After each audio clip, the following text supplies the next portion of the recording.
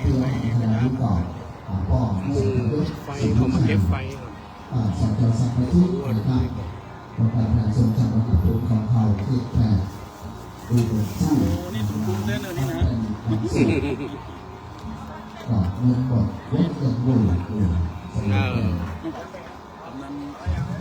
เอาเงินไม่มีหมดเล่นเงินบุญอะไรหมดก็ยังไม่ทุกคนจากนั้นแต่ผ่านเดือนรอแต่เรื่องนั้นไม่ถูกไปเจอต่อจากนั้นที่ชื่อจะเป็นเรื่องนะครับเนาะแต่ถ้ากันได้ปันทึกนะครับท่านรองมาเจอการลงส่วน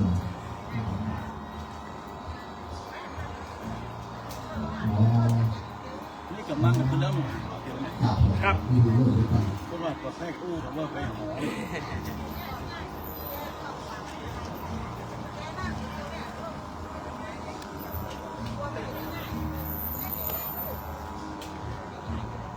วันนี้มีจิตอาสาก็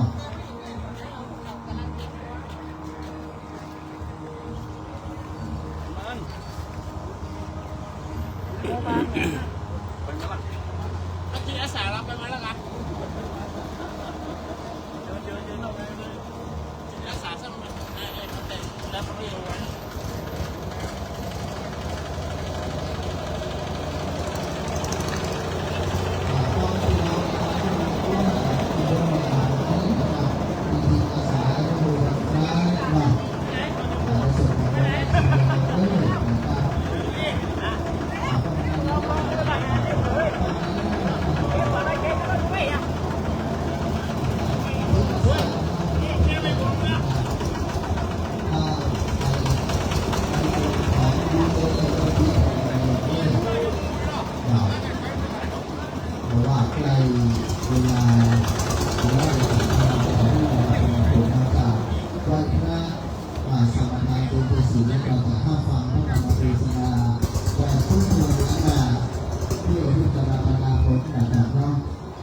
ที่จะบูชาของคุณพ่อคุณครูอาจารย์นะครับมีเกลได้ยกเสียงกันเลยกัน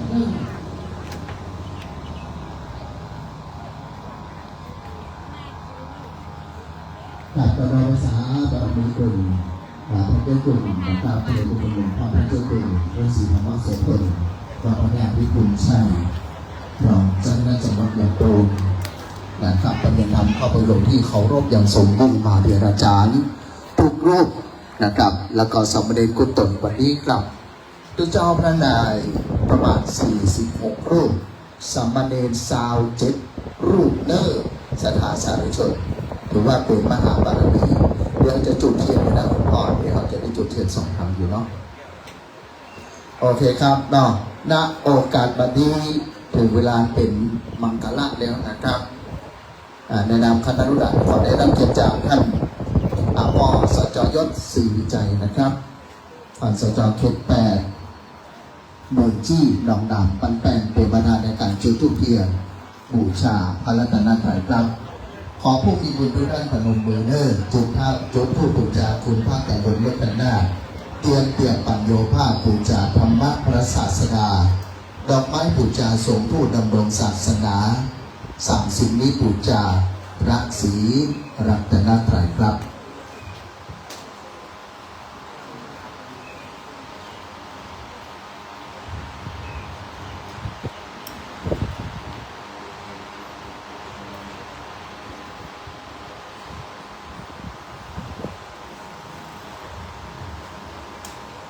ในการประกอบศาสนพิธีวันนี้จะเป็นพื้นบ้านและงานแบบรัฐงานไทยของเราพอจากพิธีของเขาแล้วจะได้โอกาสเป็นตังเดี๋ยวเบื้องต้นนั้นจะไหว้พระสมทานเบญจศีล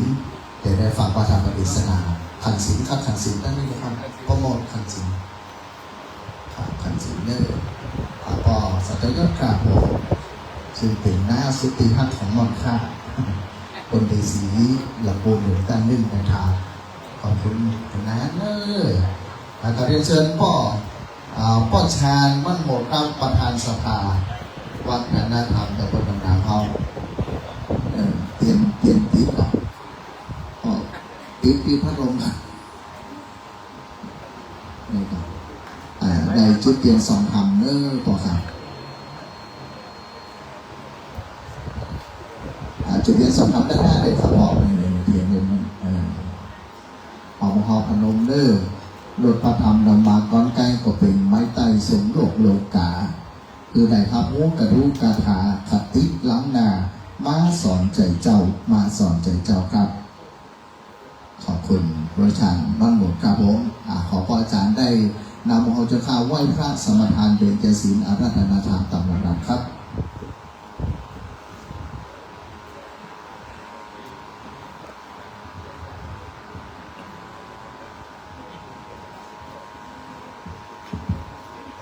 ไหว้พระพร้อมยังนะครับอิมินาสการเรนะพุทธังปูเชมิอิมินาสการเรนะธัมมังปูเชมิอิมินาสการเรนะสังฆังปูเชมิอะระหังสัมมาสัมพุทโธภะคะวาพุทธังภะคะวันตังอภิวาเทมิกาสวาคาโตภะคะวะตาธัมโมธัมมังนามัสสามิกาสุปฏิปันโนภะคะวะโตสาวกสังโฆสังฆังนะมามิกาสาธุมะยังพันเตวิสุงวิสุงรักนัตถายาติสารเมนัสสะปัญจศีรานิยาจามาทุติยัมปีมะยังพันเตวิสุงวิสุงรักนัตถายาติสารเมนัสสะปัญจศีรานิยาจามาตาติยัมปีมะยังพันเตวิสุงวิสุงตัณทายาติสารเนนัสสะปัญจศีรานิยาจามานะโมตัสสะภะคะวะโตอะระหะโตสัมมาสัมพุทธัสสะนะโมตัสสะภะคะวะโตอะระหะโตสัมมาสัมพุทธัสสะนะโมตัสสะภะคะวะโตอะระหะโตสัมมาสัมพุทธัสสะนะโมตัสสะภะคะวะโตอะระหะโตสัมมาสัมพุทธัสสะนะโมตัสสะภะคะวะโตอะระหะโตสัมมาสัมพุทธัสสะนะโมตัสสะภะคะวะโตอะระหะโตสัมมาสัมพุทธัสสะพุทธังสรณังคัจฉามิพุทธังสรณังคัจฉามิธัมมังสรณังคัจฉามิธัมมังสรณังคัจฉามิสังฆังสรณังคัจฉามิสังฆังสรณังคัจฉามิทุติยัมปิพุทธังสรณังคัจฉามิทุติยัมปิพุทธังสรณังคัจฉามิทุติยัมปิธัมมังสรณังคัจฉามิทุติยัมปิธัมมังสรณังคัจฉามิทุติยัมปิสังฆังสรณังคัจฉามิทุติยัมปิสังฆังสรณังคัจฉามิต ตติยัมปิพุทธังสรณังคัจฉามิ ตติยัมปิพุทธังสรณังคัจฉามิ ตติยัมปิธัมมังสรณังคัจฉามิ ตติยัมปิธัมมังสรณังคัจฉามิ ตติยัมปิสังฆังสรณังคัจฉามิ ตติยัมปิสังฆังสรณังคัจฉามิ ติสรณะคัมมานังนิทิตัง อามะพันเต ปานาติปาตาเวรมณีสิกขาปะตังสมาธิยามิ ปานาติปาตาเวรมณีสิกขาปะทังสมาธิยามิ อาทินนาตานาเวรมณีสิกขาปะตังสมาธิยามิ อาทินนาทานาเวรมณีสิกขาปะทังสมาธิยามิ กาเมสุมิจฉาจาราเวรมณีสิกขาปะตังสมาธิยามิ กาเมสุมิสาจาราเวรมณีสิกขาปะทังสมาธิยามิ มุสาวาทาเวรมณีสิกขาปะตังสมาธิยามิ มุสาวาทาเวรมณีสิกขาปะทังสมาธิยามิ สุราเมรยะมัจจะปมาตฐานาเวรมณีสิกขาปะตังสมาธิยามิ สุราเมรยะมัจจปมาทฐานาเวรมณีสิกขาปะทังสมาธิยามิ อิมานิปัญจสิกขาปะตานิสีเลนะสุขติยันติสีเลนะโภคะสัมปตาสีเลนะนิพุติยันติตัสสมาสีลังวิโสทะเย สาธุสาธุสาธุ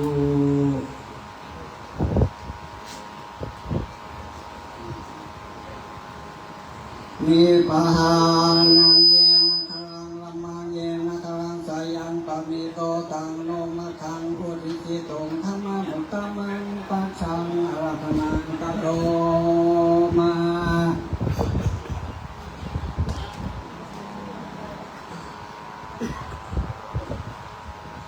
ขอโอกาสและขอถวายความเคารพพระเถระครูบาอาจารย์ทุกผู้ทุกตนทุกองค์ในที่นี้ก็มีหลวงพ่อท่านพระครูสุวิมลศรีแล้วก็เป็นเจ้าวาดวัดป่าไผ่อำเภอนี้เป็นต้นเป็นประธานตั้งแต่นอกกฎหมายมีคำสอนจอยศศรีวิชัยเป็นต้นเป็นประธานอาตมาภาพจะได้แสดงพระธรรมเทศนาตามจารีตที่พื้นเมืองของเราคือธรรมนิพพานคือธรรมนิพพานสูตรเพื่อที่ส่วนกุศลผลบุญทั้งหลายเหล่านี้มอบให้กับดวงวิญญาณของคุณพ่อประเสริฐโสภาซึ่งเป็นโยมบิดาของท่านพระอธิการชินพันธ์ชินวงโสท่านเจ้าอาวาสวัดโตนปันก็ขอให้ศรัทธาญาติโยมทั้งหลาย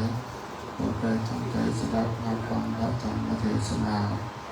พร้อมกันนั้นตั้งใจที่ส่วนกุศลผลบุญทั้งหลายเหล่านี้คือกับดวงวิญญาณของพ่อประเสริฐโสภาเพื่อจะได้เป็นพระรานิสงส์นำดวงวิญญาณท่านเข้าสู่สุคติในสัมปรายภพต่อจากนี้ไปนะโมตัสสะภะคะวะโตอะระหะโตสัมมาสัมพุทธัสสะเอ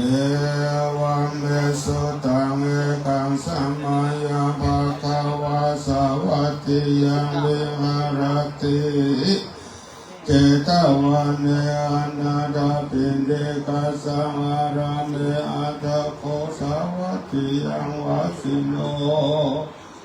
มนุสาสกะกามิโนโหตุสาทโวดุลาสัพพุริสัตตังหลายอิตังสุตังอันว่าสุดานิจือว่านิพพานสุดอันมหาอนัตตะเป็นเจ้าหากได้สดับมาฟังจากมุขตะวันพระอุแก้วแห่งตนบันเทวสัพพัญญู แล้วก็มาสำแดงแก่พระมหาคัสสปะเทนเจ้าเมื่อเข้าสู่ประชุมชุมนุมสังฆายนาธรรมวันนั้นว่าพันเตฆาแก่มหาคัสสปะเทนเจ้าอันว่าพระจึงเอาโพธิญาณเมื่อยังทรมานรูปาเจตวันโพธิปันนาสัจจิโมในที่อยู่ตามกลางสงฆ์ว่าดังนี้สีแล้วนามากัตตาพังสีลังนามาราคิตาเมตตากรุณามุทุตาอุเบกขานามากัตตาพันติภิกขเวดุลาภิกขุทั้งหลายปุญญังนามาชื่ออันว่าบุญทั้งหลายปันติเสนาอันผู้มีพญาหากเพิ่งกระทำแต่ละสีลังนามาอันว่าสีผู้มีพญาเพิ่งรักษามั่นคงแต่ละอันว่าเมตตากรุณามุทุตาอุเบกขาผู้มีพญาเพิ่งจำเริญภาวนาแต่ละภิกขเวดุลาภิกขุทั้งหลายเหตุดังรู้และพระตถาคตกล่าวว่าหุตานักษาศีลและภาวนาอันจานี้ด้วยมีแต่ละสัตตานามาอันชื่อว่าสัตว์ทั้งหลายในโลกย่อมมีประโยชน์แปดล้วนสัตว์ทั้งมวลที่มาบังเกิดเอากำเนิดในสงสารบ่สุขสำราญมันเตียงผู้ความอย่างเปปังแม้จะมีพละกำลังเพียงดังจางแม้มีสัมปติในทางมากเหลือหลายก็ยังจักตายบ่เว้นบ่มีจ้องหลีกเล่นแห่งต่างกายนามารูปังอันว่ารูปกายตนแห่งเรานี้ใช้ก็จักตายวันหนึ่งบ่สงสัยความกายนี้หากขับไปใจอุปมาไว้ดังจางคาคนเพศติก็ไปแสวงหายังพ้นและสัตว์ตัวจะฆ่ามึงตายนักและอันว่าไว้ยังเองสัตว์และคนทั้งหลายปล่อยจักคืนมามีไว้ยาอันหนุ่มนั้นก็หาบ่ได้เทียมตาเทียบไว้อุปมาคือดังพระสุริยาอันคือหนุนมันออกยังเกี่ยวเราไปสู่วนมันตกใจนั่นแหละอาการหนึ่งอายุแห่งสัตว์ทั้งหลายนี้หากประมาณบ่ได้ผ่องก็อายุสั้นผ่องก็อายุยืนยาวร่างเขาได้4 ปี 5 ปี 6 ปี 7 ปีปล่อยตายไปก็มีห้องเป็นดังฟังแดดย้ำเดียวก็มีอันแล้วความตายบ่มีภัยอาจห้ามใดแม่นพระองค์เอาไทยสัพพนุตนเป็นผู้มักกิเลสดังพระปัจเจระอาราหันตเถจาริทิอนุภาพมากกว่าอินทร์ผมปัญญายมราชยังรับขันธ์ห้าเมียนจากโบราณบ่อาจดีเว้นอย่างความตายนั้นเป็นท้าวพญามหาศาลชาวคุยเศรษฐีสัมปติมีหลายของก่อลิผลแสนต่อรวมหลายก็มาแลกสู่ความตายไว้ได้เจ้าว่าละทุ่มต่อร้อยเป็นสาธารณจุฬาหานแก่งกามันบริณาแห่งคนใดนั่นแหละภาษาหนึ่งไผ่บาทกฎหมายหูใดยังพิจารณายามตายต่อมีแต่องค์พระมุนีนายสัมมาสัมพุทธเจ้าและอริยสงฆ์คนเงาอรหันตเหตุที่ผู้มีปัญญาจงพิจารณาวิธีผู้แก่ที่เป็นแก่นสารคือสละก็ของใจเตตันตัวทัพมาเจรธรรมกันตนีอาจจะได้เป็นที่อุปถัมภ์ปัจจัยยังคือเอาเขาหอเป็นเสบียงต่อทางไปคงฝ่ายหาปัจจัยทั้งสี่ให้แม่นที่กองทำอย่าโลภอันนำเอามาจกใจ อย่าฆ่าสัตว์ทัดที่หลักฐานชีวิตให้เหมือนโดนดานตกแต่งหูดึงตกแต่งหูดีงามปานีกามจารีกองทำนังเถิดพิกเวดุราภิกขุทางหลายกูพระตถาคตเจ้าจึงนำมาตานกถาเทียมเทียบไปเมื่อตั้งทั้งหลายได้สดับฟังว่ายังมีเมืองอันหนึ่งสุขเกษมยิ่งนักย่อมเป็นที่พักอาศัยแห่งพระนิจาผู้มีปัญญาใสฉลาดคือนักปราชญ์มวลดีเป็นสุขีเที่ยงเท่าบ่มีวันแก่เท่าและตายเท่าว่าหนทางที่จะพ้นไปสู่เป็นที่สัตว์ให้อยู่อาศัยเป็นต้นว่าราชสีมาในและเสือโครงเสือเรืองห้องเสียงส่งกลางและจางปาดาทิปานลายลาตามตามไทยเป็นทุกขละผู้ใดมาไข่ไปให้หอดเมื่อมีปัญญาหูจอดมันคงอยู่กับตนวันอันหนึ่งก็เป็นตามไก่ไปยาเทียนเรื่องมีข้อของมาหลายประการอันเจ้าเป็นเสถียรตามไปนั้นจึงจะพ้นผ่าอันเจ้าเจ้าไก่นั่นแหละอันว่าเขาของเรื่องคำใสอันกูตถาคตกล่าวว่าเอาไปนั้นบ่ใจเขาของแท้คืออยากบางบ่ดับสลีกันใจดับแก้ว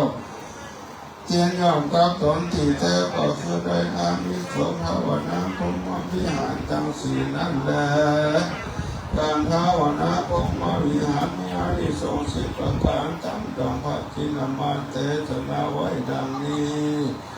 สุขังสุปฏิสุขังปฏิมุจตินาปะปะกังสุปินังปัสสติมนุสานังปิโยติอมนุสานังปิโยโหติเทวตาระกันตินาสังคิวาริสวะกัมมติตุวตังจิตตังสมาธิยติโมขาวนุวิปัสสิทติอัสสมุเดกาลังกโลติอุตริง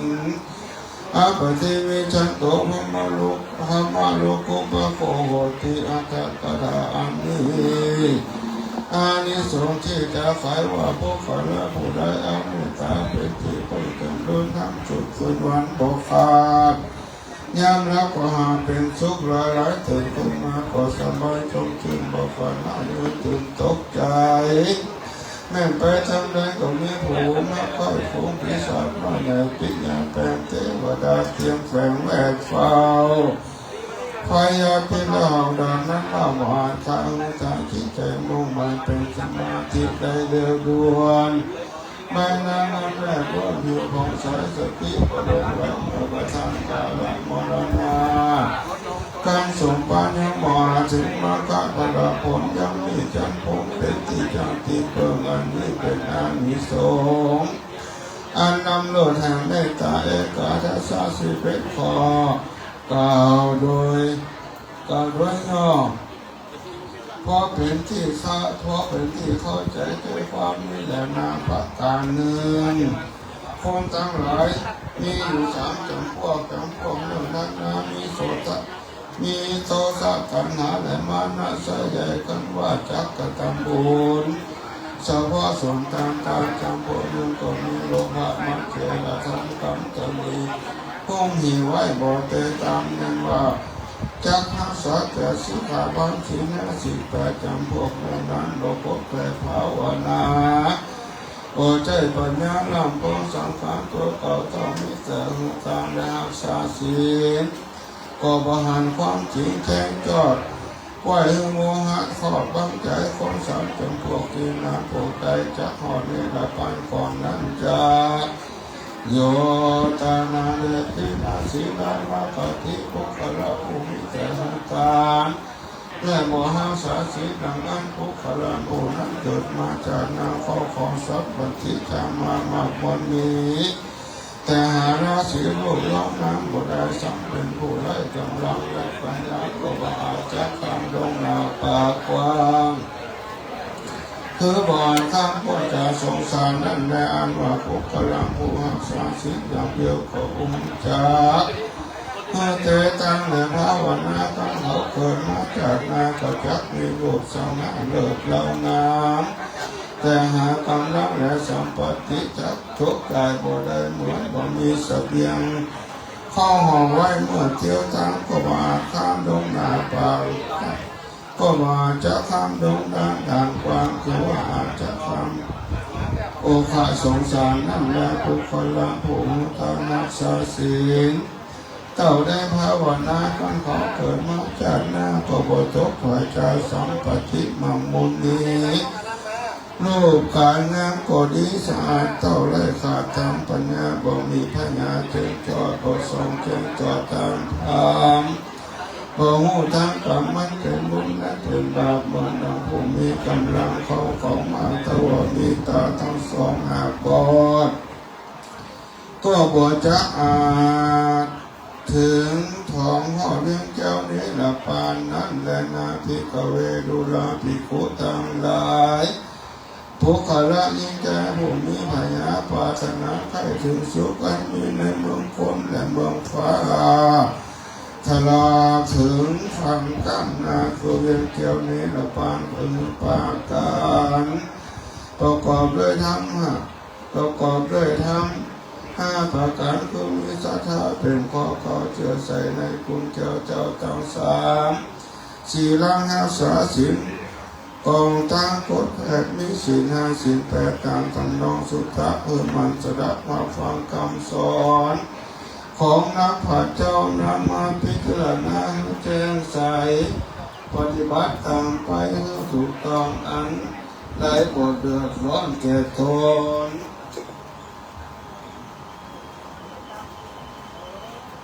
และผู้อื่นนั้นก็เป็นธรรมอันพระตนสะพนตนวิเศษเป็นธรรมทักกิเลสราคะตัณหา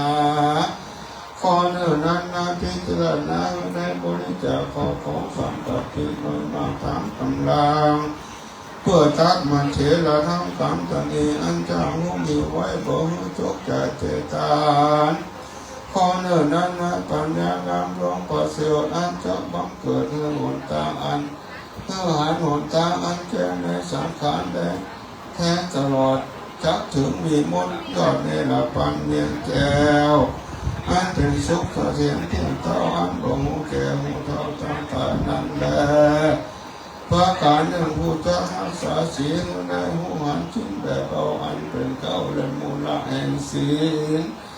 จึงจักมันคุ้มบ่ไหลลาตามดังที่พระเจ้าหาเทศนา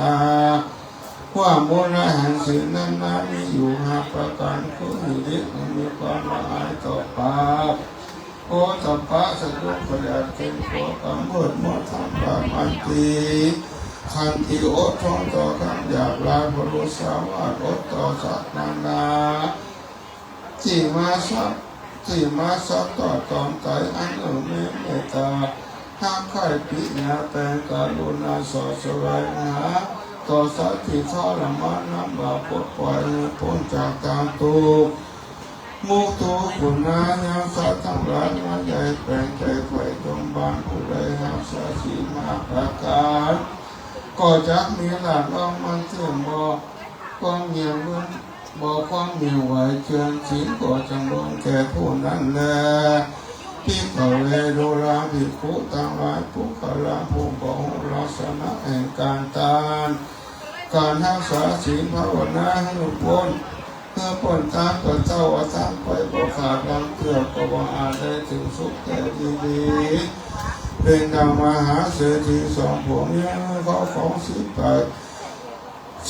โกฏนับว่าเป็นตนมั่งบ่มีแต่โกฏใดกระทำขันบ่ดินบ่น้ำบุญน้ำผู้เป็นเมียนานได้มีแต่คนเวลาคาตังหาได้กระทำกรรมไม่สุนิชาลากัดใจอื่นใจผู้บัวนั้นเรามีใจบ่ชื่นทั้งโลภะตัณหาความงามในโลกน้ำเอาฝ่ายเงินคำกับคนอื่น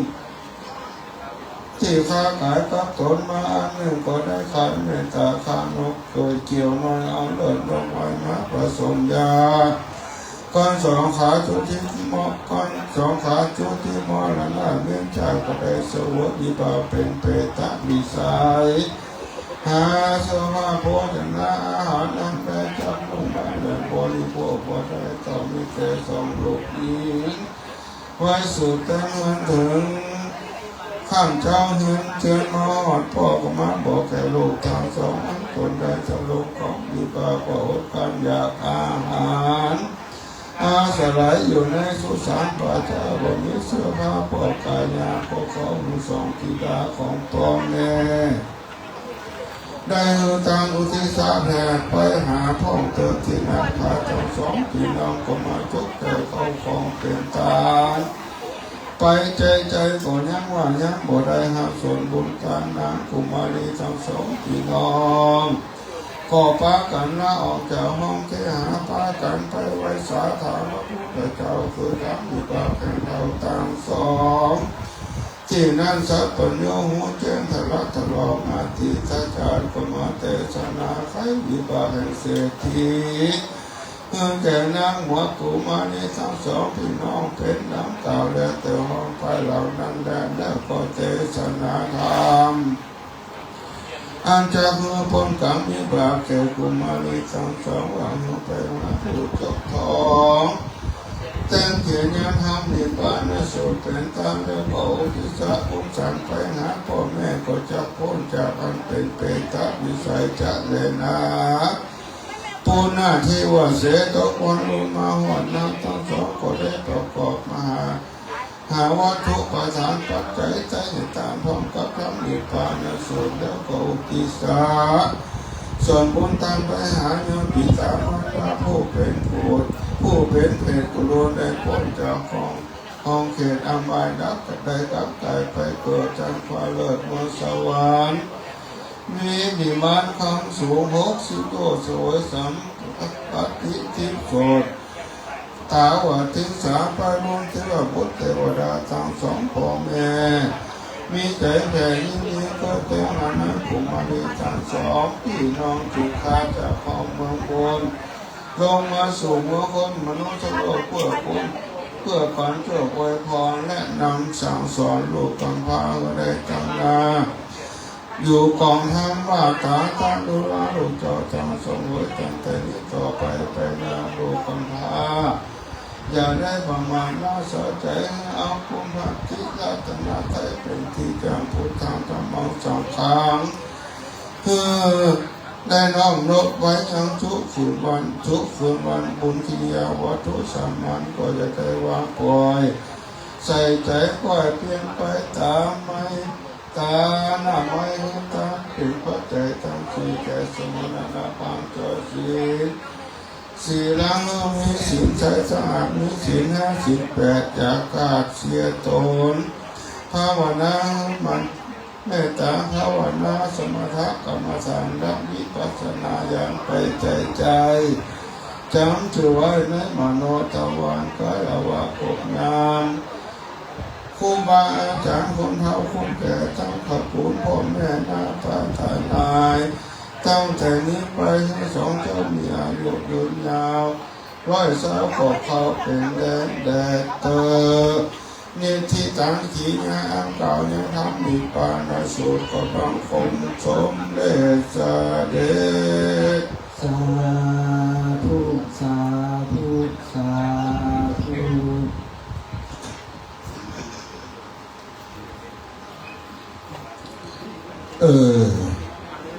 อาตมาเนี่ยว่าพิษเป็นพ่อสีแก้วโสภาอันนี้หลวงพ่อท่านพระโควิมลเนี่ยยืนยันว่าจื่อประเสริฐถามไปแล้วว่าจื่อประเสริฐมันก็เป็นแล้วหลวงพ่อก็เท่าเหมือนเดียวกันจำพิษจำถูกพ่อสีแก้วโสภาชินทันอาทิปัญโยว่าพิษไปหมดอ่ะเอาละขอสมาไปเถิดริปติปฏิปหายาสัพพะสัมปติสิทธิยาสัพพะทุกขวินาศายาปริตังพุทธังมังคลัง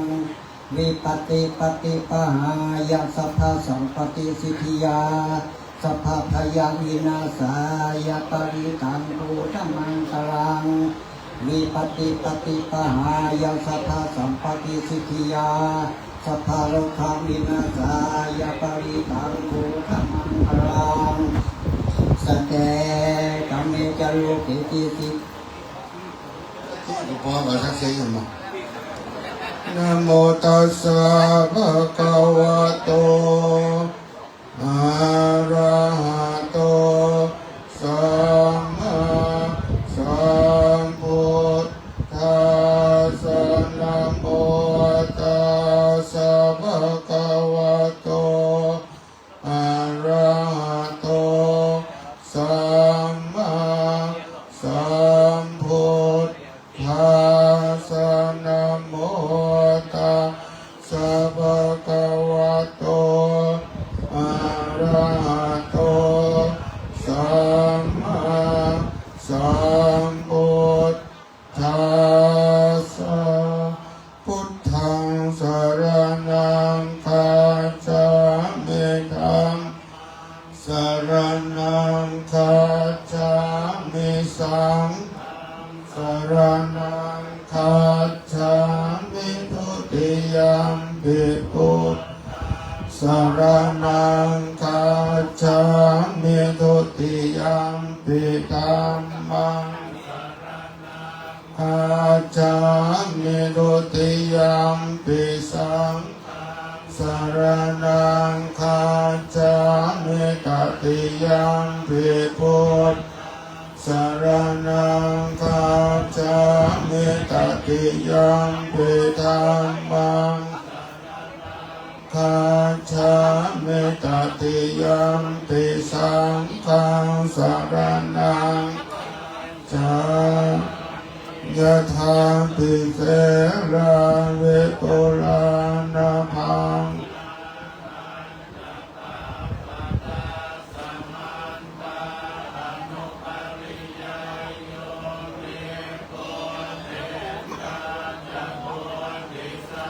เอวังตลาจุมาจุตังอาทิวาตันติปะปาติเยวังมะเนเวเสสุเตจันทาระปุนาคินจิปาริวาเชติสาปะเมวะพิมานาตาจาหาเทียนังบัวมินาราตานาปาติยานาจาปินันตโยติสัตตาเจตุนทันเน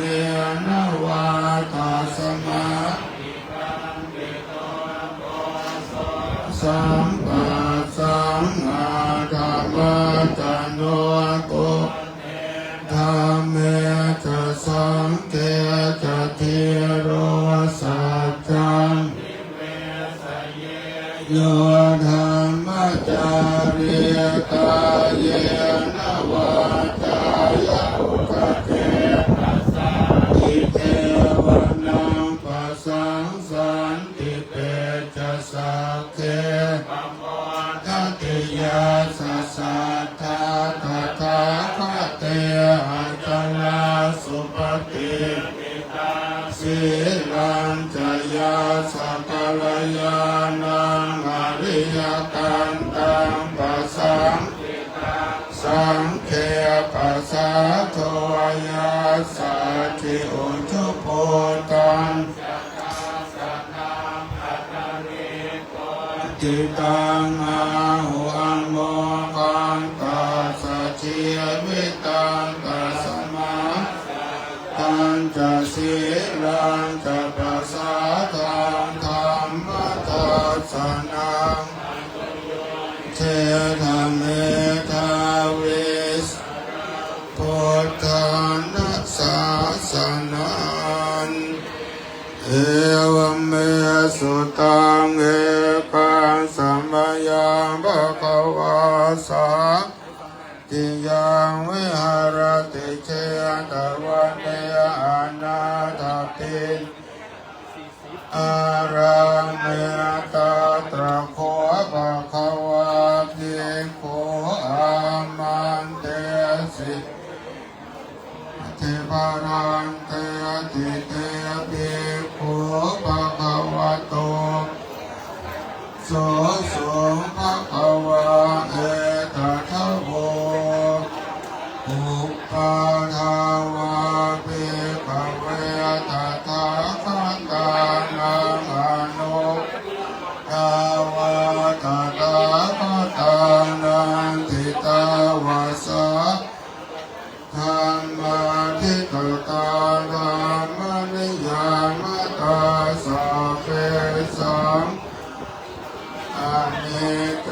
ติตังตถาคตโตอะภิสัมพุทธติอาภิอภิสัมพุทธิตวาอภิสัมเมตวาอาจิปติเท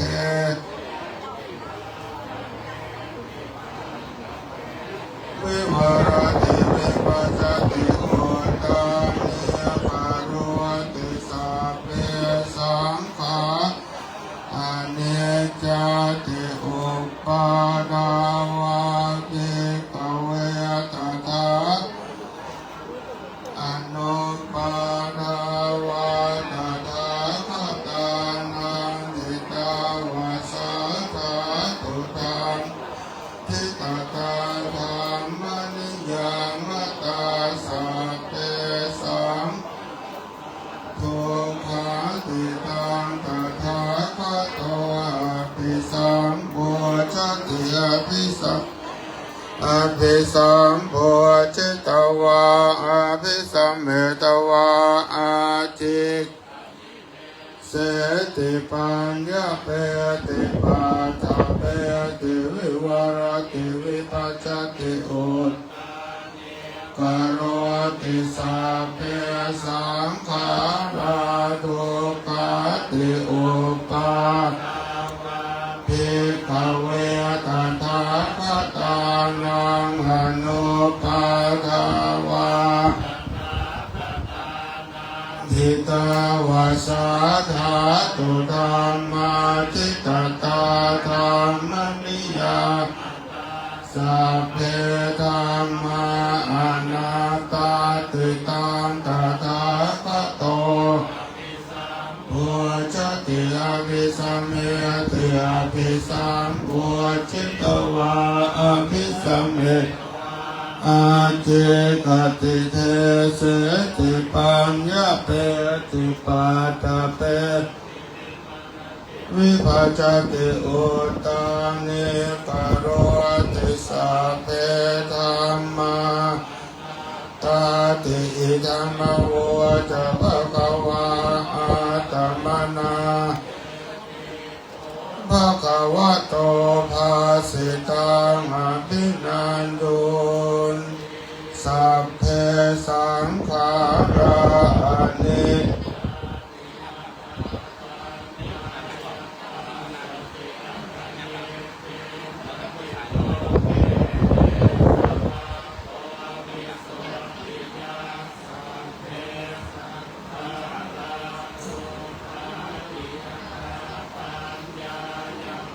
สัตยาตันเนเปนัตถิโตเกเตสัมมาโควิสุทธิสัพเพธัมมาอนัตตาติยถาปัญญายปัสอาจารเนเปนัตถิโตเกเอสัมมาวิสุทธิยาอัปปกาเตมโนเสสุเยปาระคามิโรอัฏฐายังหิตาลาปัญจติยระเมนุทาวติเยจะโคสัมมตากาเตธรรมานุวัติโนเตชนะปารเมสันติมาจุสุทุตารังกันหังธรรมังวิปหายสุภาเวทปันติตัวโอกาอนุกรรมาวิเวกยาตทัวระมังตัตราภิรติเม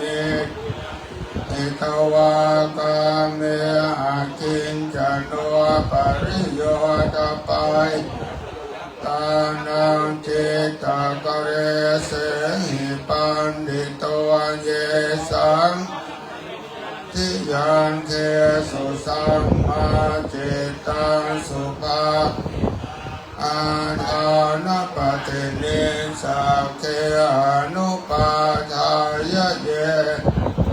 ขีนาสวาชุติมันโตเตโลปรินิพุตตาติอวิ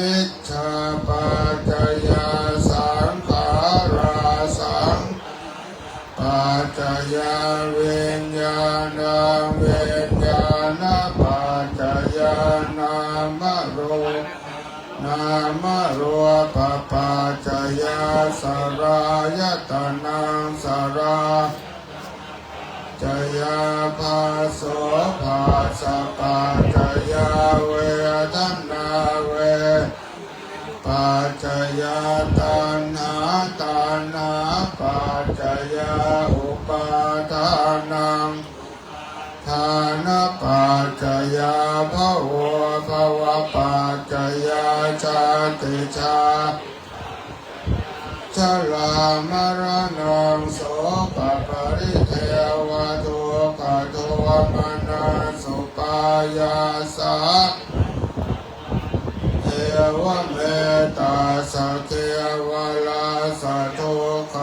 ขันธาสะสมุทัยโยอเวชชายตเววะอาเสสะวิราคะนิโรธาสังนิโรธสังขารานิโรธาเวญญาณนิโรเวญญาณนิโรธานามโรปะนิโรนามโรปะนิโรธายตนานิโรธาภาสานิโรธภาสานิโรธาเวทนาเวทนานิโรธาตัณหานิโรธตัณหานิโรธาทานนิโรธอุปาทานนิโรธาภวนิโรภวนิโรธาชาตินิโรธชาตินิโรชรามรณะโสกปริเทวทุนิโรจันเตวะเมตตาสักเกวลาสัตถุกะขันนิโรธโหอติตังนานวะขมายนาปฏิกังเขอานา ยะทะเตตังวะเฮนันตังอาปาตังจานาคตังปันนังจะโยธัมมังตาตาตาจะวิปัสสติอาสังอาสังโกปังตังเวตามนุปโรหะเยอาเจวะกิจตาปังโกชัญญามรณังสุเวนะอิโลสังเตนะมหาเสเนนะมาจุลาเอวังตาปิมโหราตมตันทิตังตังเวปาเตโตติสันโตอาจิตเตอิติปิโสภะคะวะอะระหังสัมมาสัมพุทโธเวชชาปันโนสุขโตโลกวิทูอโนตโรปุริสธรรมราชิสาธาเทวมโนสังนังพุทโธภะคะวะภะคะวะตาธัมโมสันเทติโกอาคาลิโกเอหิปัสโอปนะยิโกปัจจตังเวทิตังปุเวเอติสุปฏิปันโนภะคะวะโตสาวกสังฆอุชุปฏิปันโนภะคะวะโตสาวกสังโฆยายะภะคะวะโตสาวกสังโฆสังเมติปฏิปันโนสาวกสังโฆยะติตังจัตตาริปุริสายุคานิอัตตปุริสปุเอสะภะคะวะโตสาวกสังอาหุนายโยปาหุนายโยทักขินายอัญเชลีกรณีโยอนุตตรังปุญญา โลกัสสะภวตุสัพพมังคลังราคันตุสัพวัตตาสัพพพุทธานุภาเวนัสสะทาภวันตุเตภวตุสัพพมังคลังราสัพพเทวตาสัพพธรรมานุภาสัทธาโสติภวันตุเตภวตุสัพพราคันตุสัพพเทวตาสัพพสังฆานุภาเวนัสสัทธาโสติภวันตุเต สาธุ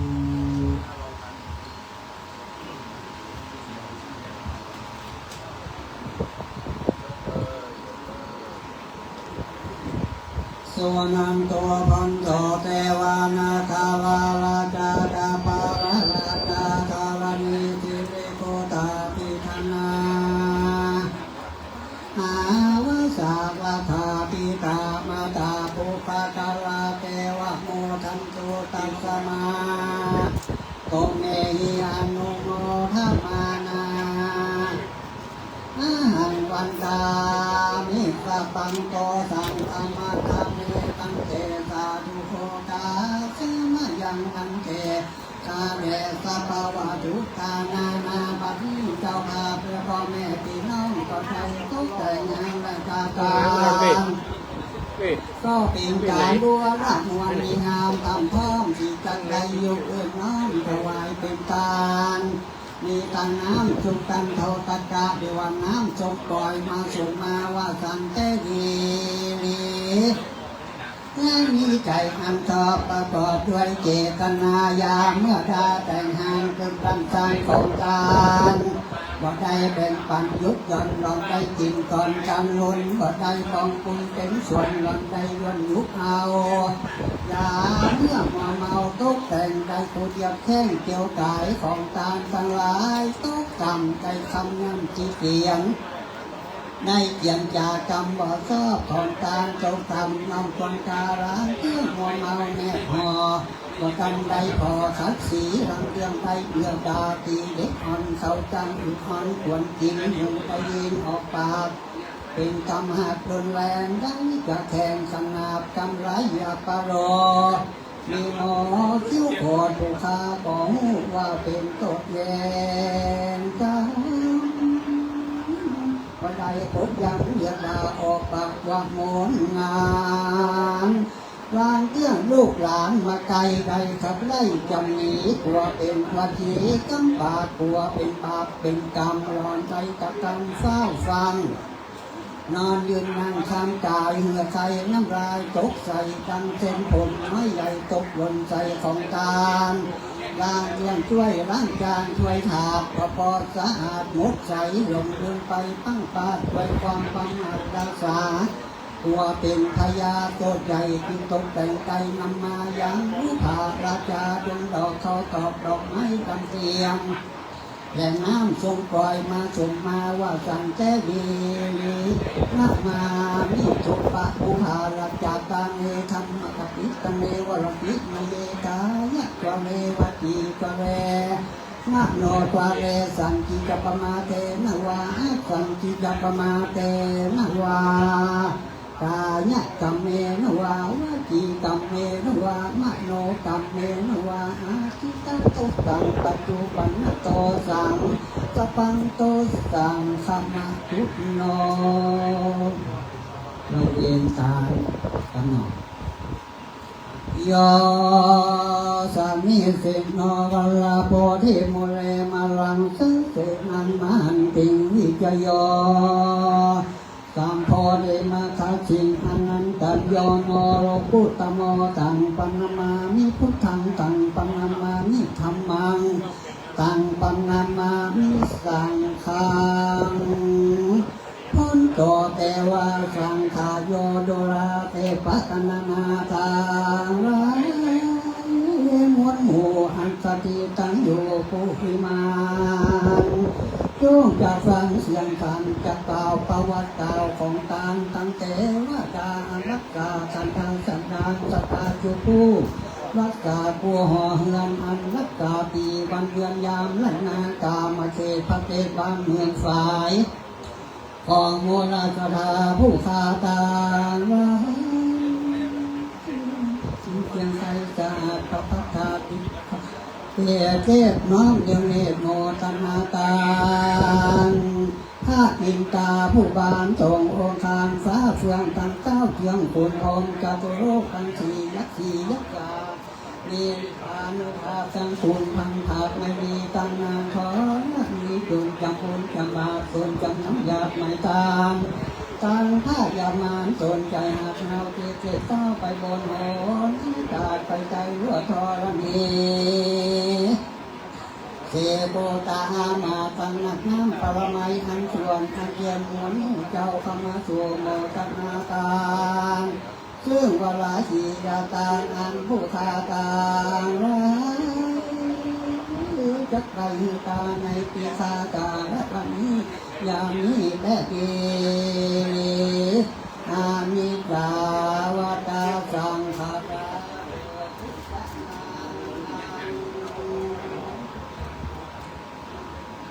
หัวว่าทุกขังด้วยมีแต่ใช้สะโลกไตโลกาป้าทุกขาแต่จริงตุบันยิ่งเหลือประมาณจงเที่ยวสงบานเดินแม่ตามหาแน่นำมาตามด้วยจัดก่อนกำประพรสุนายสุจนาอันเกี่ยวหนโลกไตถึงได้เกิดเป็นคนบอกว่ามีจนทุกข์ยากตามกรรมวิบากไทยมันอันว่าสังขารังเป็นของประมันก็เพียงรู้ความเอียงไปมาตั้งแต่เกิดเป็นมารู้ชราเท่าแก่รู้คนแห่เจ็บเป็นตามตุกเป็นมัจจุราชเป็นพยาธินานาเจ็บปวดกายาในนอกเรือที่จะบอกปันไทยมาเป็นทุกข์ใจยามเจ็บป่วยไปบ่ช่วยตัวไทย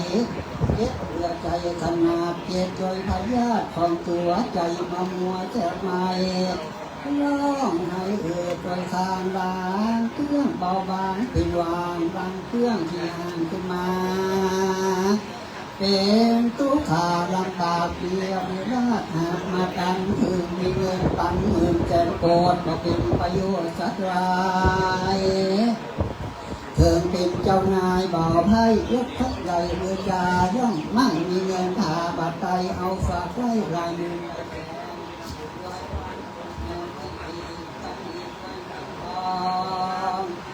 เป็นของไปนอกลูกเขาออกเป็นยามถึงเวลาเกิดใจยามคิดใครเกิดมีมา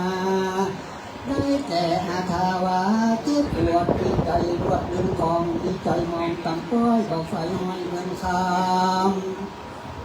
อาญาทำทิ้งร่างบอกมีวันจางมามายเมื่อใจจะหายเงินเก่าเอาสั่งมาช่วยเมื่อหายมรณาความตายเกิดใจถึงเราบอกขั้นใจมันจึงไล่มาหา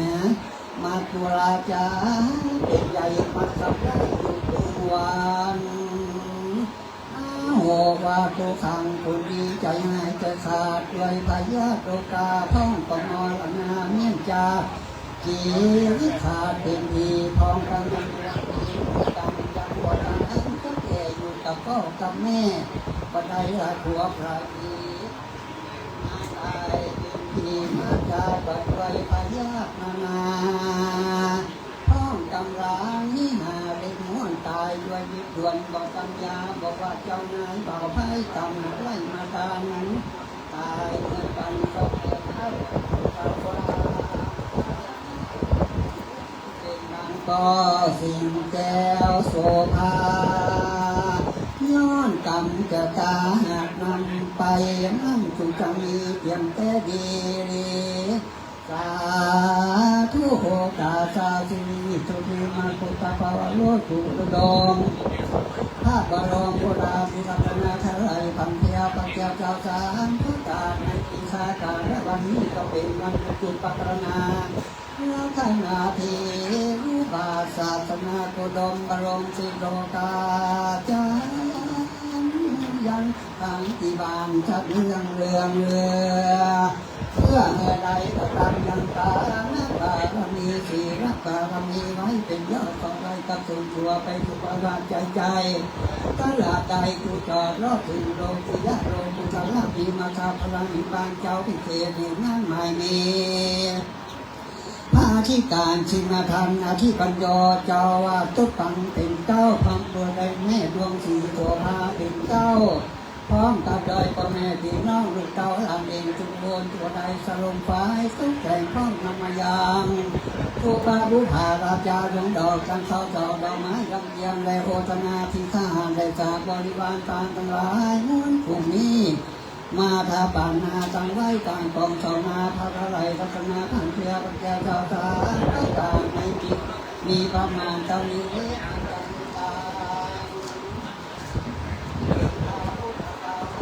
เจ้าได้สามมาเรียนว่าสันเตดีบัดนี้สาราผู้ชาทั้งหลายขอโอกาสพัฒนาข้าเจ้าทางต้องการจงมีธรรมะนิกายมาปฏิฆารักเอาเรียกเพื่อจะอุทิศส่วนบุญกุศลนี้ตามไปหายังผู้มรณายุติตายไปสู่โลกไปนาผู้บินาเมื่อก่อนที่ว่ากอสีแก้วโสภาว่าสันเตดีแม่ว่าก็สิ่งเดียวโสภาใดวางอารมณ์อะไรคิดใจเจตนาไปบดวางไปทุกห้องวางตายเป็นดีเป็นเดชลูกเขาเฮตนาฮ้อนบ่ได้อาจจะบ่ได้กินบางนั้นก็มีขอนั้นเกินเดชมานี้ที่ตายเทวโลกเทวดาตอนนี้ที่เป็นการนำเอาผู้ส่วนคนนี้ไปรอดไปถึงทั้งตนตัวคนที่ว่าก็สิ่งเดียวโสภาตั้งไปรอดเนี่ยเล่าก็คือเป็นเขางานกันไปรอดนางฝ่ายเป็นเชื้อแผ่นพากันไปรอดยำลายเป็นเขาคิดนักคิดซิกได้บริโภคมีได้ก้นที่ยาพาวิทุกทีกินชุดเป็นดีแล้วคือเพียงเดียวเนี่ยในระบานั่นถึงจังมีเพียงแต่ดีด้วยดังผู้ข้าจะเวียนวางตามมัสตาภาษาตานิวาสา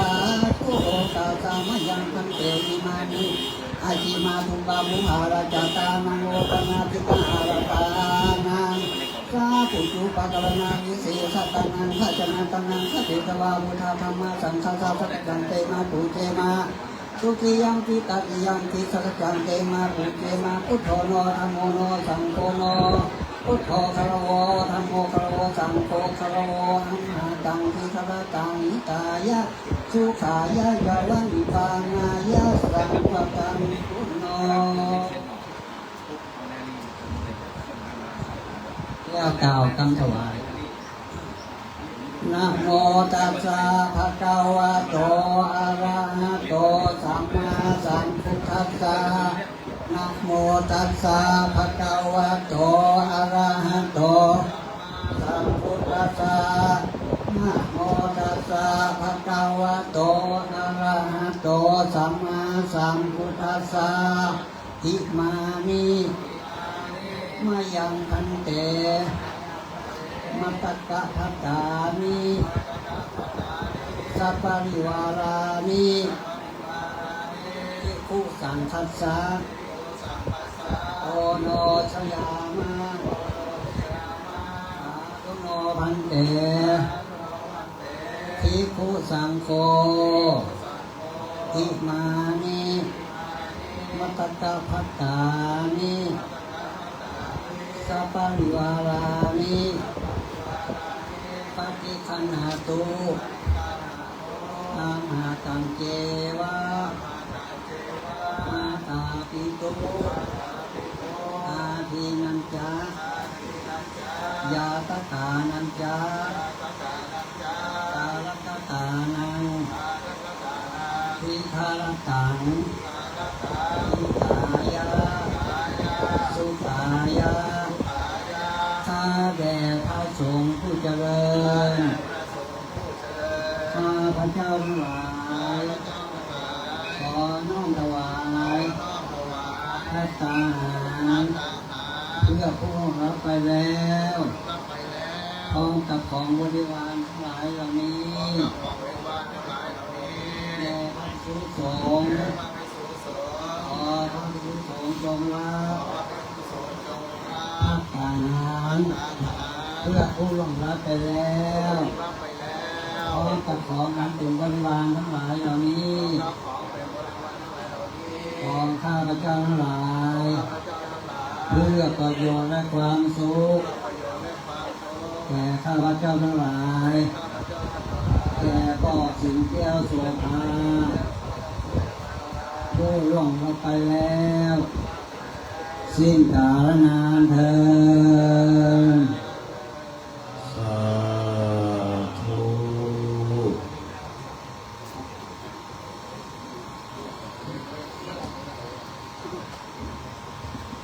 นามามิพุทธังปุณาสักการันตังนามามิธัมมังโมนิราชเตสิตังนามามิสังฆังโมนิราสาวกังสาธุหัจจโยโนพันเถอาจกามายะถาภะเลยะถามุระเหยะถาปุสะเวเยมะยังพุทธธรรมสังฆสังฆเตสุติรัตเนสุอาติเตวะปัจจุปันเนวะอาวิวานติวาระโหวาจาเยนวาวาจาเยวามะมัสสวาปังนะปังวานาจาระปังวานาจาสิมาติสวานาจาธรรมังปฏิกะโลมังเถสันโนพันเถพุทธปัจจกังอนุกัมปังอุปัตยะอาจายังอาจยะโตปฏิคันหตุกัมมันตุอายะติสังฆาริสามานะปุเทวันตาริสามาสัมปิจโตสังฆสัมปิจโตสังฆตังโตสังฆมัทุโน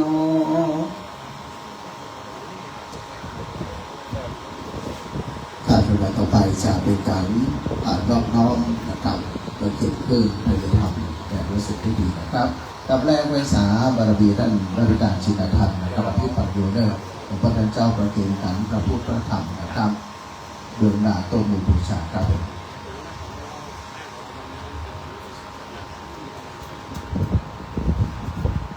เอาเนื้อพวกกินต่อกันกับท่านเจ้าวัดปฏิการชินธรรมที่ประเดียมาทางหน้าลูกนะครับหนึ่งมุหาสาตุพระพุทธเจ้าหักษาสาตุพระธรรมเจ้าหักษาคุ้มครองนะครับ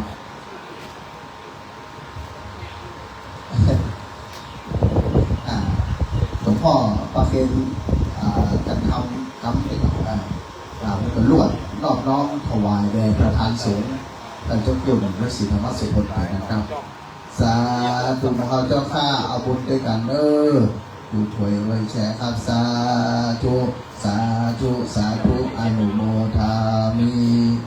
ภาพดังต่อไปเรียนเชิญนะครับผู้มีรายรับดังต่อไปนี้ประมาณ70 กว่าท่านนะครับพระสงฆ์40 องค์สามเณร27นะครับเรียนเชิญในส่วนของป่อสจยศนะครับศรีวิชัยนะครับสจเขต8หนองน้องน้ำแล้วก็บ้านแป้นเมืองจี้นะครับในรูปที่2ครับผมแล้วก็เรียนเชิญป้องกำนันวิชิตจักรเรืองป้องกำนันตำบลหนองน้ำครับเรียนเชิญท่านกำนันวิจิตรคุณแสงคำอดีตกำนันตำบลป่าซักนะครับแล้วก็เรียนเชิญท่านนายกคนเก่งเขาเด้อท่านนายกนัทวุฒิอุปประจงนะครับท่านนายกองค์การบริหารส่วนตำบลหนองน้ำครับ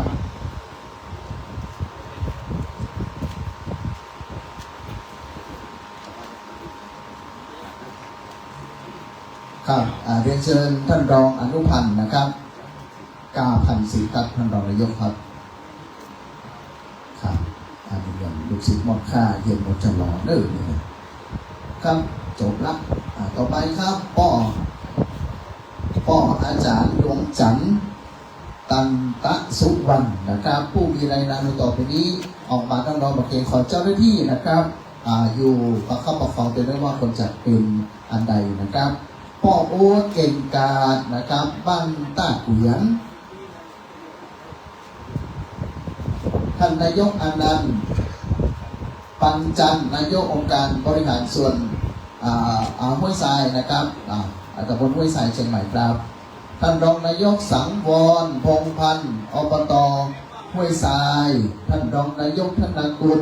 ธาตุทองอบตห้วยทรายครับ พ่อกำนันเจริญสิทธพิบูลตำบลห้วยสายนะครับพ่อหลวงรัฐพงศ์โสภา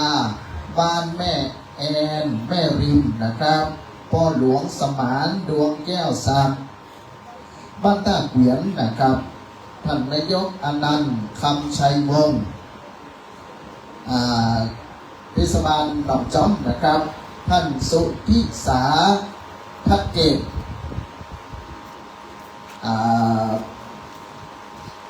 ตำบลหนองจอมในหนองประธานชมรมสตรีไทยดีเด่นนะครับท่านสุรัตน์อินตะแสนท่านนายกสมาคมผู้ปกครองและครูโรงเรียนนักป้องอินครับแม่หลวงชวริยาศรีวิชัยแม่โจสันสายครับคนนัดประพลดอนเปล่งหน้าสอทเทศบาลตำบลหนองจ้อมกับเชียงใหม่คุณเสรีใครโค้งประธานกองทุนหมู่บ้านต้นจันทร์นะครับคุณศรีนวลสมจิตสทเทศบาลหนองจ้อมเชียงใหม่คุณมานพมหานามสันสายครับคุณพ่อสำราญอุ่นบ้านแม่ริมเชียงใหม่ยืนชื่อแล้วออกจากเก้าอี้รับรองนะครับพร้อมกันนั้นบัดนี้คุณพรศักดิ์อุประจงพงศักดิ์อุประจงผู้ใหญ่บ้านหมู่1บ่อจงครับคุณบรรยงจักขุเรืองผู้ใหญ่บ้านหมู่8บรรรู้อันนี้การวิสีรปศที่หน้าเพียนโทเนอร์ผู้หลวงคุณประโยชน์นะครับพีระโจงผู้ใหญ่บ้านหมู่2บ้านควางคุณเทพนิมิตรเจริญสุขหมู่3บ้านหนองน้ำคุณสรยาอินวงศ์ผู้ใหญ่บ้านหมู่4ต้นปัน10เอกนินิรุตกันทายวงหมู่ผู้ใหญ่บ้านหมู่8กอคอยหมู่6นะครับกอคอยคุณอารามคำพูนนะครับผู้ใหญ่บ้านหมู่7หนองเรือคุณทีนวัฒน์คุณโยเลขานายก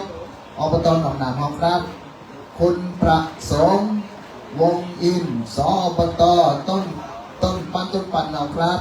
คุณอิ่มแก้วกาพันสิทธิ์สอบตต้นปันคุณสุเทพนันละอดีตผู้ใหญ่บ้านต้นปันครับแล้วก็พร้อมกันนั้นคุณแจมจันทร์ทั้งสามประเด็นเลยเนี่ยคุณแจมจันทร์พิมพิรัตน์พ่อบุญเยืนเชื้อเย็นคุณศรีพันธ์แสนเตจะดูกับกรรมการดูด้วยนะครับคุณชาญนะครับมั่นบดท่านประธานสภาตำบลหนองนาฮอนเนอร์ประธานสภาวัฒนธรรมนะครับแม่รวมพรแท้ตั้งแม่สุชินโตพงอนันต์คุณขยันปันฟ้าคุณอภินันท์แสนอินตะคุณอภิชาติเรืองมูลคุณอินสมวงอินคุณวิวัฒน์คำธาราคุณนิรุตวงอินคุณสุพันนีดวงดึงคุณสังวานนิววินตันคุณดวงมณีคำปวนคุณสุภตาที่หองประธานแม่บ้านหมู่4ต้นปันครับคุณจารุวรรณแสนเตจะอสมหมู่4ต้นปันคุณสมศักดิ์งาเนียมคุณดวงนภาขบวนงามคุณอุไรพุทธิมาคุณดอกรักจุนจันทร์คุณมยุรีนันละคุณสมพิษสุวรรณพงศ์คุณสิริลักษณ์วงอินคุณสุพลจักรเรืองนะครับหลังจากนั้นคุณรุ่งทิวาดวงติ๊กพ่ออินใจปัญญามีคุณณรงค์ย่าบึงผู้ช่วยผู้ใหญ่บ้านหมู่4ต้นปันคุณมะลิจี้หอมคุณแม่วันเพ็ญเขียงคำถ้ามาแล้วก็เกณฑ์เลยนะครับซ้ำกันจะได้นำเป็นอย่างคุณแม่บัวผายปัญญาคุณคำปัญญาทิคุณแม่แสงรุ่งแสง คุณพัชรินทร์จักขุเรืองคุณเกศรโตพงศ์คุณแม่จันศรีรุ่งแสงคุณสิงห์คำนันติแสงคุณธัญนันทกาศคุณวันธนีปัญญาอุทัยคุณชาญชัยปันฟ้าคุณสุภาพรผุ่งแก้วคุณขังคำทกาศคุณทองรักแสนตีจะคุณสวรัตน์ขนาดชีวันคุณศรีนวลวงอินจ่าเอกนามใจเย็นคุณสุพรวงอินและคุณไพบุญชมพูพงษ์ผู้ช่วยผู้ใหญ่บ้านต้นปั่นนะครับได้ยินชื่อท่านแล้วออกมานอบประเพณีเลยนะครับตามพระสงฆ์และก็สามเณรเด้อ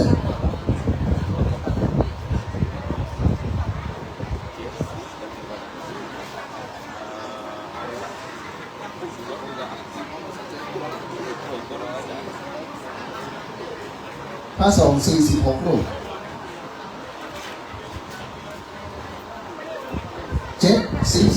รูปเดี๋ยวนี้นะเนาะโถ73 วัดเนาะแล้วก็ครับอาริคาท่านนะครับเราไปบอกมานอกน้องประเพณีพ่อจ๋ามอบก็มอบไปจังปฏิกราพ่อจ๋าเนอะอะไรอย่างนี้มอบ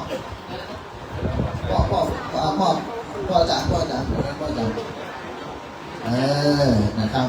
ขอบคุณครับขอบคุณครับพร้อมหรือยังครับหมอปฏิกราเป็นพ่อจ๋าในที่เรียบร้อยแล้วเตรียมน้ำยา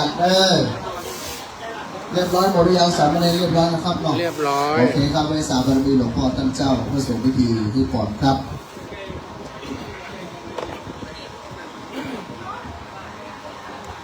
นิมนต์ว่าพร้อมกันเลยยะถาวะริวะหาปุราปาริปุเรนติสาคารังวะอิโตตินังเปตานังอุปกาปติอิจิตังปฏิตังตุมังคิปะเมสัพเพปุเรนตุสังกปะจันโตปนาราโสยธามณิโจอัฏฐาสิเมอากาสิเมยะเตเมตาสะขะจาเมเปตานังกะกินังตัจจาปุเปมนุสารานาหิรุณังวาโสโกวายาวัญญาปาริเตเปตานามาตายาเอวังติจันติยาตายโยอายัญจโคทะกินา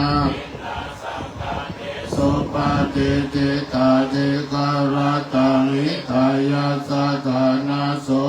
ภะคะปติโสยติธัมโมนิทัสสิโตเปตานาบูชาจักตาอุลาลาภลัญจภิกขุนามานุปตุเมหิปุญญาภาสุตังอนาปตันติภวตุสัพพมังกันตุสัพพเทวตาสัพพพุทธานุภาเวนัสสัทธาสุติภวันสัพพมังคลังรักขันตุสัพพเทวตาสัพพธัมมานุภาเวนะภวันตุเตภวตุสัพพมังคลังรักขันตุสัพพเทวตาสัทธาโสติภวันตุเต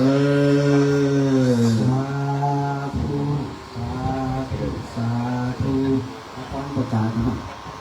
สัพพิติโยวิวัสสันตุสัพพะโลกโควินาสันตุมาเตภวัตวันตรายโยสุขีติคายุโกภวะทิวาคานาสีสมิจังพุทธปัจจายโนจัตตารโอธรรมาวทันติทายุวันโนสุขังภาวังพระแผ่เมตตานะครับ อิทังทานาธัมมังนิปานาปัจจายโยโหตุโนนิจังอิทังศีลธัมมังนาปัจจายโยโหตุโนนิจังอิทังภาวนาธัมมังนิปานาปัจจายโยโหโนนิจังยังจินเจโกสาลังธัมมังกัตตปังสัพเพนิกาตังปุญญันโนโตโตนันโตพันโตเยเตวะอาสามิงคาเนอาติคาทาติคาโยกาสัทธาหุนโตสัพเพสัทธาอาทานัมปาริหารันตุมาตาปิตังโยตุปิตาหุนโตตุขาปามุนโตสัพเพยาตากาสุติตาหุนโตตุขาปามุนจันโตสัพเพอายาตากาโตโตคาปามุนจันโตสัพเพทิสัจจาสัพเพยัคขาสัพเพเปตาจาสุขิตาหุนโตโตคาจันโตสัพเพนาคาตาสุขิตาหุนโตโตคาปามุนจันโตสัพเพเทวาสุขิตาหุนโตโตคาจันโตสัพเพอาจาริโยปะสองปัญจาวิพุทธังสัพพะเมวะโตสังฆมาทัพเมมันเตวันตามิธัมมังสัพพะเมวะโตสังฆมาทัพเมพันเตวันตามิสังฆังสัพพะเมวะโตสังฆมาเตพันเตวันตาเมคารุปัจจยาจาริเยสัพพะเมวะโตสังฆมาทัพเมพันเตวันตามิกัมมาทานังสัพพะเมวะโตสังฆมาทัพเมพันเตวันตามิอาราเมวัจสีมาสัพพะเมวะโตสังฆมาทัพเมพันเตวันตามิทัสสะปะทาเนสุปะติติตัสสะนิราคาทุโยมหาโพธิสักการะ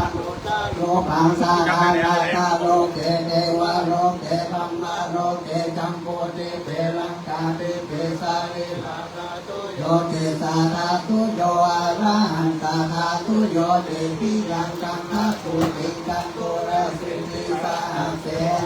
พันเตสัพเพสัมปะกะติปิยัญจาอังวันดานิสัพพังโสวันดา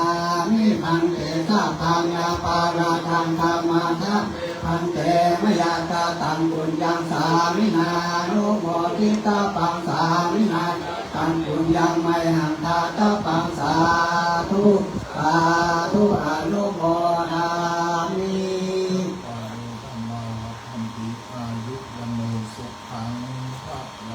สาธุสาธุสาธุ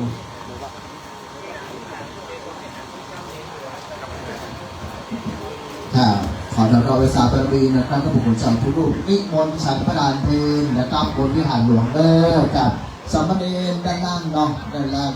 วิหารเขานะครับพระภิกษุสงฆ์นิมนต์ฉันพระดานเพลเด้อวันนี้ในส่วนของในนามลูกเต่าครับบริการจินนาดานาดิปัญโยเด้อนะครับแล้วก็แม่ดวงศรีโสภาครับก็ได้มีความปิติตื่นต้องคลายความโศกะอะไรเมื่อหันสถาพ่อแม่พี่น้องมาร่วมกันนักกันหลายนะครับคลายความโศกนั้นกลายเป็นสติแล้วก็ได้ร่วมกินยอดตานประกอบพิธีอย่างสมบารมีสมบุญของคุณป้อสิงแก้วโสภาสิริอายุได้79 ปีนะครับเนาะกล่าวไว้สาบารมีทุกรูปทุกตนนะครับค่ะใบสาทุกรูปทุกตนเนอะล้วนแล้วแต่เป็นมหาเถรอาจารย์นะครับผู้ทรงคนทุกรูปนะครับเนาะนิมนต์นอนเนื้อแห่งพุทธศาสนาเนอะพระสามเณรเจ้าเนาะได้ฉันพระเหตุทหารเพนด้านล่างเนอะมันจะมีประลำผำเต็นท์อยู่นะครับแล้วพี่น้องสถาประชาชนได้นั่งประจำเก้าอี้ก่อนเนาะ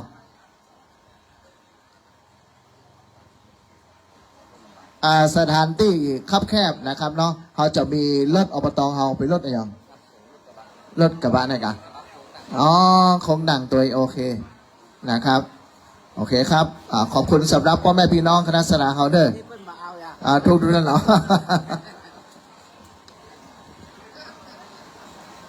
ขอบคุณนักๆสำหรับพ่อแม่พี่น้อง คณะสนาเขาเด้อคณะสนาเขารอสักกรรมเด้อขอกลุ่มแม่บ้านเอาโต๊ะมาตั้งเด้อสามเณรฉันในที่ฉันด้านล่างวิหารนะครับเนาะจะเป็นพลังหับเป็นอยู่ขอผู้ท่านได้รูปจากที่มาจัดจ้างสถานที่กันนะครับน้องดีเจเปิดเพลงเอาเรื่องต่อ